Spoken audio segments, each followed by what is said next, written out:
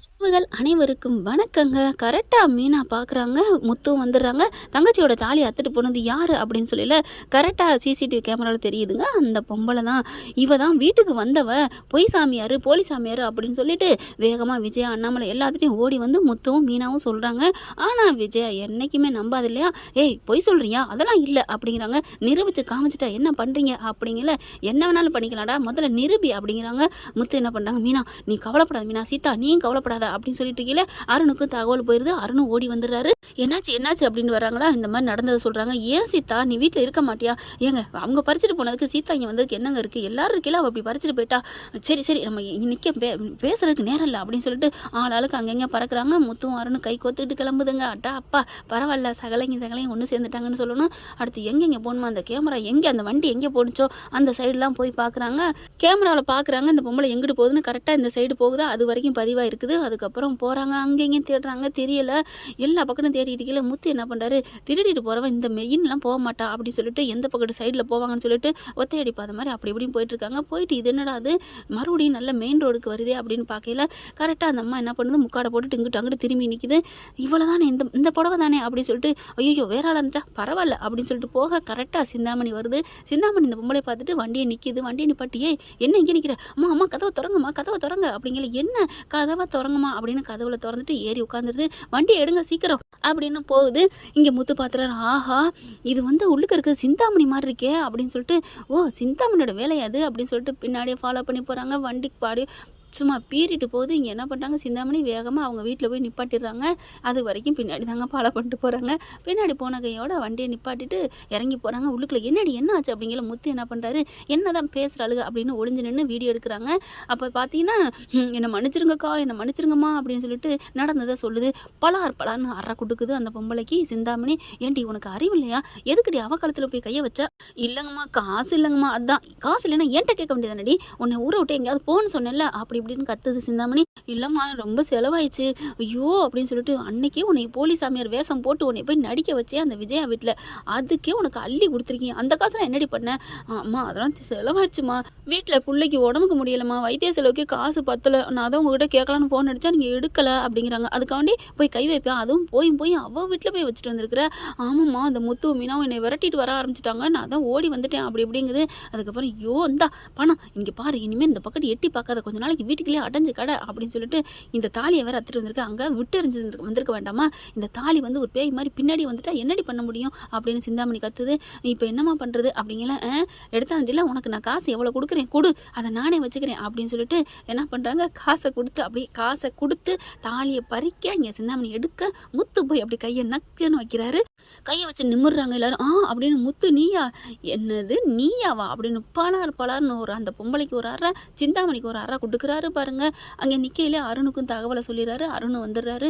வந்ததுக்கப்புறம் என்னங்கடி நினச்சிட்டீங்க, முத்து என்ன எதுக்கு அடிக்கிறிய, என்ன எதுக்கா அப்படிங்கிற. அருண் இங்கே பாரு இது என் பொண்டாட்டி தாலி அப்படின்னு சொல்லிட்டு வாங்குறாங்க. பாவிங்களா அப்படின்னு சொல்லிட்டு என்ன பண்ணுறாரு, அட்டி சும்மா வச்சு செய்கிறாரு. ஏண்டி துரோகி என்னடி நினச்சிட்டு இருக்கு அப்படிங்கிற. இங்கே பார்த்தா சிந்தாமணி என்ன நீ என்ன எங்கள் வீட்டில் இது எங்கள் வீட்டு தாலி அப்படி இப்படிங்கிற. என்ன எல்லாம் உங்கள் நாடகம்லாம் தெரிஞ்சிச்சு வாடி அப்படின்னு சொல்லிட்டு பிடிச்சி இழுத்துட்டு தரன்னு வராங்க. கரெக்டாக என்ன பண்ணுறாங்க, அண்ணாமலைகிட்ட கேட்குறாரு, அம்மாலாம் எங்கே இருக்காங்கன்னு. இங்கே தான் இருக்குன்னு சொல்கிறாங்களா. இங்கே கூட்டிகிட்டு போயிடுறாங்க. போலீஸோட தாங்க போகிறாங்க. அப்படியே சிந்தாமணி திருன்னு முடிச்சுட்டு நிற்கிது. விஜயா பார்க்குது, என்னடா அப்படிங்கிற. இந்த பொம்பளை தான் அப்படிங்கிற. அந்த பொம்பளை தலையை குடிஞ்சிட்டு நிற்க அப்படியே அந்த முக்காடை தூக்கி விடுறாங்க. மீனா பார்த்தீங்களா போதுமா அப்படிங்கிற. அப்படியே குடிஞ்ச தலை நிமிராமல் நிற்க.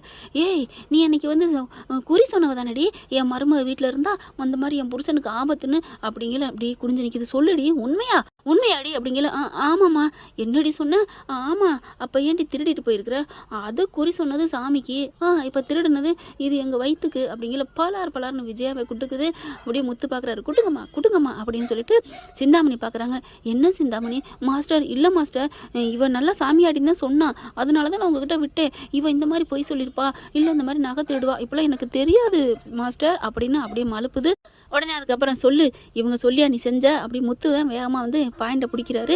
சிந்தாமணி தான் சொல்லி எல்லாம் பண்ணியிருக்கிற அப்படின்னு சொன்னேன்னு இந்த பொம்பளை அப்படி சிந்தாமணி பார்க்க, உனக்கு ஏதாவது பண்ணுவேன் வாயை திறக்காத அப்படிங்கவும். இல்லைங்க நானாக தாங்க சொன்னேன், நானாக தான் ஏதாவது காசு கிடைக்கும் அப்படிங்கிறக்காண்டி சொன்னேன், என்னை மன்னிச்சிருங்க நான் தெரியாமல் சொல்லிட்டேன். அப்படின்னு அழுகுது.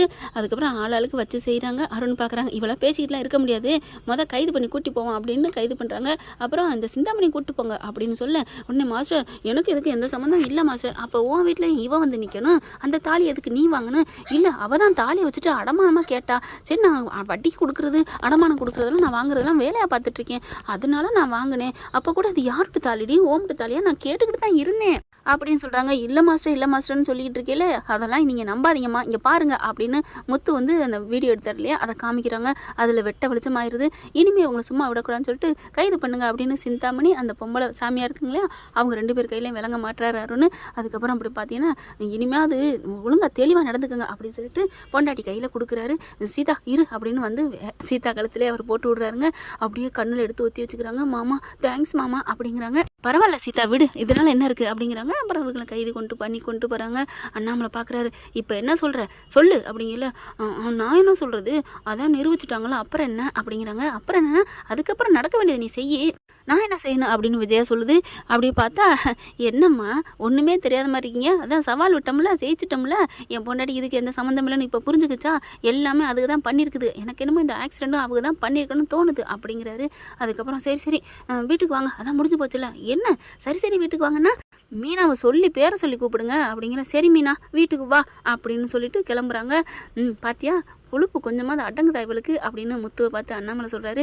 விடுப்பா இவ்வளோக்கு இறங்கி வந்தது பெருசு அப்படிங்கிற மாதிரி நினைக்கிறாரு. அதுக்கப்புறம் முத்து மீனா வாங்க கிளம்புவோம் அப்படின்னு சொல்லிட்டு எல்லாரும் கிளம்புறாங்க. அடுத்து பார்த்தா மீனா இந்த வீட்டுக்கு மருமகளாக வந்துடுது. இப்போ ஸ்ருதி தான் வரமாட்டேங்குதா. இப்போ ஸ்ருதிக்கும் மீனா ஃபோன் போட்டு கூப்பிட்றாங்க. நான் அந்த மாதிரி வீட்டுக்கு வந்துட்டேன் வாங்க அப்படின்னு சொல்லிட்டு, வந்துட்டிங்களா ரொம்ப சந்தோஷம் அப்படிங்கிறாங்க. ஏன் ஸ்ருதி என்னை பார்க்க வரமாட்டிங்களா அப்படின்னு கேட்க, இந்த வந்துட்டேன் அப்படின்னு சொல்லிட்டு பெட்டியை தூக்கிட்டு அதாவது பேகை தூக்கிட்டு வருதுங்க. பார்க்குறாரு ரவி, ஸ்ருதி வந்துட்டியா அப்படின்னு சொல்லிட்டு, நான் ஒன்றும் உங்களுக்காக வரல மீனாக்காக தான் வந்தேன் அப்படிங்கிறாங்க. மீனா பார்த்தோன்னே அப்படி கட்டி பிடிச்சிக்கிறாங்க 2 பேரும். வந்துட்டிங்களா மீனா, நீங்கள் இல்லாமல் எனக்கும் நல்ல வேலை நான் போனது, நீங்கள் எவ்வளோ போயிட்டீங்களா, நீங்கள் வந்ததுனால நான் வந்துட்டேன், நல்ல வேலை நான் ஒரு ஆள் அந்த வீட்டில் இருக்க முடியாதுப்பா அப்படிங்கிறாங்க. இவங்க வந்தோடனே எல்லாரும் கலகலன்னு சரி இப்படியே ஒரு செழிப்பமாக இருக்குதுங்க. மனோஜ் எல்லாருமே இருக்காங்க. அண்ணாமலை பார்க்குறாரு, இப்போ இந்த வீடு எப்படி இருக்குது பார்த்தியா விஜயா, நீ என்ன நினச்சிட்டு இருக்க, மீனா தான் இந்த வீட்டோட மகாலட்சுமி புரியுதா இல்லையா அப்படிங்கிற அப்படியே முறைக்கிறாங்க. ஸ்ருதி பார்க்குறாங்க, ஆமாம் அங்கிள் நான் இந்த வீட்டு மருமக தான், அதுக்காண்டி இன்னொரு மருமகளை நீங்கள் பெருமையாக சொல்றீங்க, நான் வருத்தமே படலை, ஏன்னா அதுக்கான ஒருத்தர் நீங்கள் சொன்னதுக்கான எல்லாமே மீனா கிட்ட இருக்குது, அதனால மீனா நீங்கள் இல்லாமல் இந்த வீடு நல்லா இல்லை தான் ரவியும் அடிக்கடி சொல்லியிருக்கலாம் அப்படின்னு சொல்ல, நீங்களும் இங்கே இனிமேல் இருங்க அப்படிங்கிற, நான் இருந்துடுறேன் இனிமேல் நான் ஏன் போகணும், அப்பாடி என் நாக்கு செத்து போச்சு தெரியுமா, என்ன சொல்கிற அப்படின்னு ரவி வந்து இப்படி குடிஞ்சிட்டு பார்க்க, எங்க நாக்க நீட்டு பார்ப்போம் சீக்கிரம் கொண்டு அடக்கம் பண்ணுவான். ஹலோ என்ன கிண்டலா அப்படின்னு மண்டையில ஒரு நங்குன்னு ஒரு கொட்டுறாங்க. ஸ்ருதி ஏண்டி அடி பாவி இப்படி கொட்டுற, ஆமாம் நான் ஒரு பேச்சுக்கு சொன்னேன், என் நாக்கே இதாகிடுச்சு, என்ன ஹோட்டலில் நல்லா ரவி சமையலை பிடிச்சி தான் கல்யாணம் பண்ணேன் லவ் பண்ணி, இப்போ உனக்கு பிடிக்கலையா அப்படின்னு முத்து கேட்க, இல்லை முத்து என்ன தான் 1000 பேர் சமைச்சாலும் சரி, ஆனால் மீனா சமைக்கிற சாப்பாடு அது மாதிரி வரவே வராது, ஐயோ அந்த டேஸ்ட்டே வேறு தெரியுமா அப்படிங்கிறாங்க. கவலையப்படாதீங்க இப்போவே நான் சமைச்சிட்றேன் அப்படின்னு சொல்லிட்டு சமைக்க இறங்குறாங்க நம்ம மீனா. ஓகே ஃப்ரெண்ட் பார்க்கலாம், இப்படி பண்ணால் நல்லா தானே இருக்கும். தேங்க்யூ. இந்த வீடியோ உங்களுக்கு பிடிச்சிருந்தா தயவு செய்து லைக் பண்ணுங்க. இன்னும் அப்டேட்ஸ்க்காக சேனலை சப்ஸ்கிரைப் பண்ண மறக்காதீங்க. நம்ம கிட்ட இருக்க எல்லா சேனல்ஸோட லேட்டஸ்ட் வீடியோ அப்டேட்ஸ்க்காக மேல ரைட் சைடுல காட்டுற லிங்கை கிளிக் பண்ணி வாட்ஸ்அப் குரூப்ல ஜாயின் பண்ணுங்க. உங்களிடம் விடைபெறுவது நான் உங்கள் மெஹர்.